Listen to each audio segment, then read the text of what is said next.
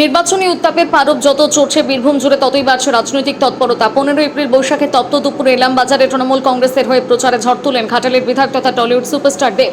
এদিন ইলামবাজার রাইস মিলের মাঠে বিশেষ হেলিকপ্টারে এসে নামেন তিনি। সেখান থেকে শুরু হয় এক বর্ণাঢ্য রোড শো, যা শেষ হয় সুখ বাজার শিব মন্দিরে গিয়ে। দেবকে সামনে থেকে এক ঝলক দেখতে ইলামবাজার রাস্তায় আক্ষরিক অর্থে জনজোয়ার নেমেছিল। এত গরমে এত রোদের তাপ থাকা সত্ত্বেও আপনারা এত সুন্দর দাঁড়িয়ে আছেন, সত্যি হাত জোড় করে মাথা নিচু করে সবাইকে ধন্যবাদ। এত গরমে এতক্ষণ ধরে দাঁড়িয়ে থাকা সম্ভব নয়, বাট মন থেকে ধন্যবাদ জানাতে চাই আপনাদের সকলকে। আমাদের 23 তারিখে তো নির্বাচন,